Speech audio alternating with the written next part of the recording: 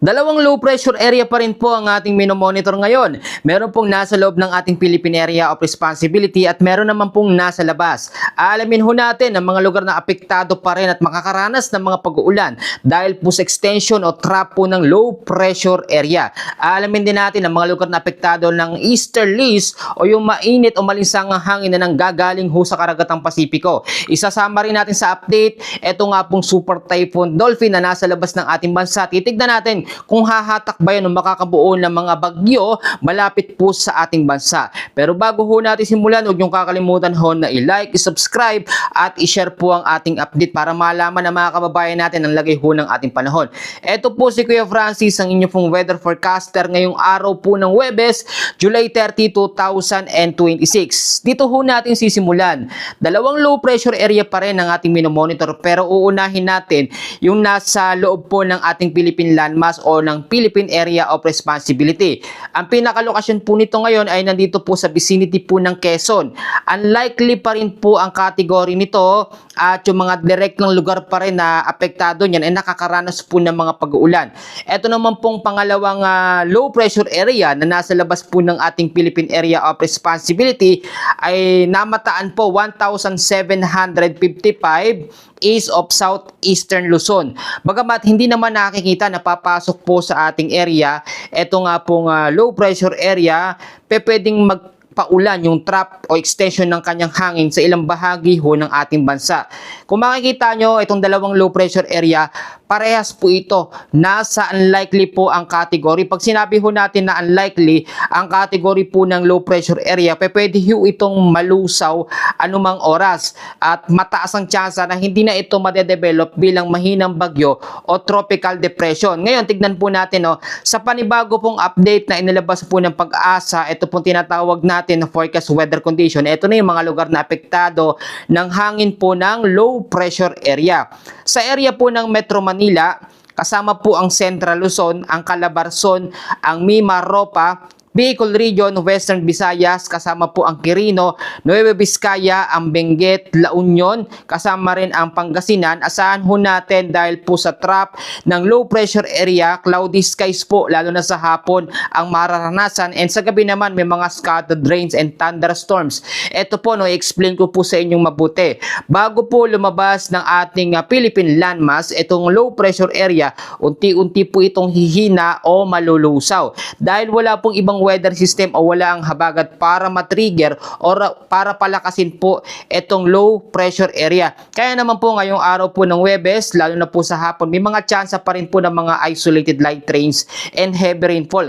Kaya yung mga lugar na binanggit ko, sa area po ng Metro Manila, Central Luzon, Calabarzon, yung mga lugar po na yan, Mimaropa, Bicol Region, ay mag-ingat pa rin sa banta po ng mga pagbabaha sa low-lying areas at landslide po sa mga landslide prone area. Ngayon, kailangan po talaga natin ng mga pag-uulan dahil meron tayong mga dam na tuyong-tuyo na po, at dahil nga po sa halos maghapon na pag-uulan kahapon ay halos nadagdagan yung tubig sa mga dam natin. Magandang balita ho yan.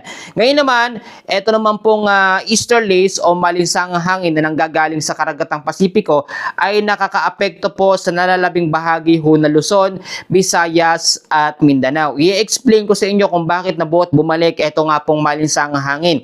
Dahil nga po, meron tayong tinatawag pa rin ngayon na monsoon break o pansamantalang paghina o pagkawala ho ng habagat, pumapasok o pumapalit naman ang epekto ng easterlies o yung malinsangang hangin na nanggagaling ho sa karagatang Pasipiko. Ang easterlies po ay hindi kayang palakasin ang low pressure area para matrigger bilang isang bagyo. Hindi po mangyayari yung ganon dahil nga po malinsangan at mainit yung hangin po dulot po ng easterlies. Eto, may nagtatanong sa atin, gaano naman katagal ang magiging epekto ng easterlies? Kasi etong easterlies nagpapaulan din yan, and usually kapag meron tayong easterlies, prone tayo ngayon sa mga local thunderstorms. Sa parte po ng Luzon, yung mga lugar na hindi ko nabanggit dyan, sa parte ng Visayas at Mindanao, sa bandang hapon at sa gabi ay matataas din ho ang tsansa ng mga localized thunderstorms. Pag localized thunderstorms po, meron po tayong dalawang kategorya.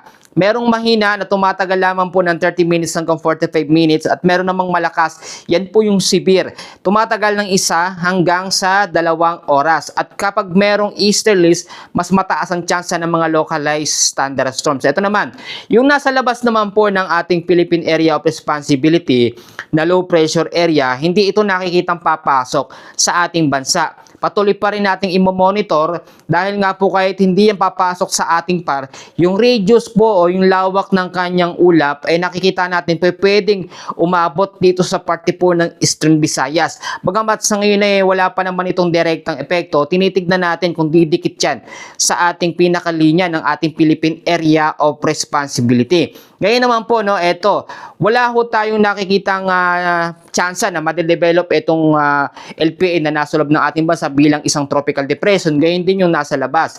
Pero eto pong super typhoon na nasa labas ng ating bansa, explain ko mabuti para hindi maguluhan yung mga kababayan na yung tinutukoy ko po na super typhoon Dolphin, yun po yung nasa labas ng ating PAR o Philippine Area of Responsibility. Wala po itong direktang epekto sa anumang bahagi ho ng ating bansa.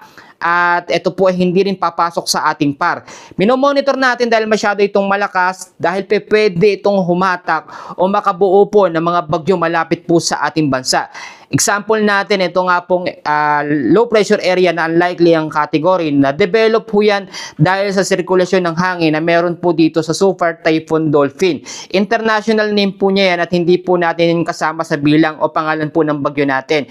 Ito naman po, naglabas po ngayon ang Pag-asa ng tinatawag ho natin na Tropical Cyclone Threat Potential para mas maunawaan natin, mas malaman natin kung may mga panibagong bagyo nga ba na papasok o darating po sa mga susunod po na mga araw, no, and sa next week, lalo na po first week hanggang second week po ng August. Kung makikita nyo ho, no, naka-flash naman sa ating screen, sa pagitan po yan ng August 3 hanggang sa August 9, may 3 sama po ng panahon tayong nakikita dyan. Meron pong magsisimula dito po na mabuo sa may bandang kalurang bahagi po ng Luzon, pero ang direksyon naman ito ay papalayo. Dito naman sa may bandang silangan, meron tayong nakikita dyan, nasa screen natin, no, 2 banta ng sama ng panahon at yung isa dyan ay mataas ang tsansa na ma-develop po bilang panibagong banta ng bagyo. Pero sa ngayon, hindi naman yan nakikita na papasok sa ating bansa. May mga pagbabago pa kasi na pwedeng mangyari. Kaya kailangan pa rin nating i-monitor. Ito po, yung susunod naman na bagyo na posibleng pumasok o mabuo sa ating par ay tatawagin pong Bagyong Luis. Marami nagsasabi hindi pa daw ba tapos ang Bagyong Luis o hindi pa ba nakapasok. Wala pa po tayo ay nabubuong panibagong bagyo, no? Pagkatapos po nung nakaraang bagyo, Luis po ang susunod. Yung Kia po, yun yung pinakalas, and then yung Luis yung susunod natin kapag minadevelop po sa ating Philippine Area of Responsibility. Ngayon naman i-explain ko sa inyo mabuti para din mapaghandaan po natin yung mga kategorya ng bagyo. Alam ko yung mga solid followers ko and subscriber alam na ito, pero ito explain ko po sa inyo. Kapag ka pumasok po yung unang magiging bagyo sa first week po hanggang second week ng August, tatawagin po itong Bagyong Luis. Ito, may iba't ibang kategorya tayo. Ang mga bagyo po ay nagsisimula po yan sa category 1. Ito po yung pagiging tropical depression o mahinang bagyo. Pag mahinang bagyo, nagtataglay lamang yan ng 39 to 62 kilometers per hour na lakas ho ng hangin. At ang mga lugar na apektado ng tropical depression ay itataas lamang sa signal number 1. Ang category 2 natin, pasok po yan sa tinatawag natin na tropical storm na may lakas ng hangin na 62 to 88 kilometers per hour. Ang category 3 natin, ito po tinatawag na severe tropical storm at nagtataglay naman ito ng hangin na 89 to 117 kilometers per hour na lakas ng hangin. Ang category 4 hanggang category 5 typhoon and super typhoon, yan po yung sinasabi natin na life-threatening po ang lakas ng hangin. Eto, marami nagtatanong sa atin, yung susunod na bagyo na mabubuo po sa first week hanggang second week po ng August ay magiging super typhoon ba, malakas na bagyo o mahina? Dinoble check po natin yan doon po sa ating tinatawag na advanced weather system, doon po sa ating tropical cyclone threat potential.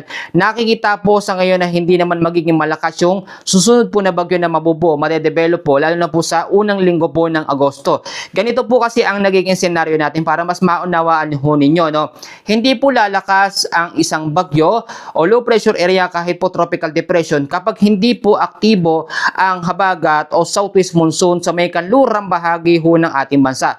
Lagi kong ine-explain sa inyo na minsan tumatagal hanggang 1 linggo, yung pinakamatagal na 2 linggo, yung monsoon break o yung pansamantalang paghina o pagkawala ho ng habagat. Ito naman, kapag meron naman bagyong pumasok sa ating sa mga susunod po na mga araw o sa mga susunod na linggo, unti-unti naman babalik ang epekto ng habagat o unti-unti siyang lalakas. Mangyayari yung tinatawag ho natin na rapid intensification o yung mabilisan pong paglakas po ng habagat o southwest monsoon. Kapag lumakas naman ng habagat, gayon din magkakaroon niya ng connection dito nga po sa panibagong sama ng panahon o bagyo na papasok. Kaya mas kakaroon po ng dobling epekto.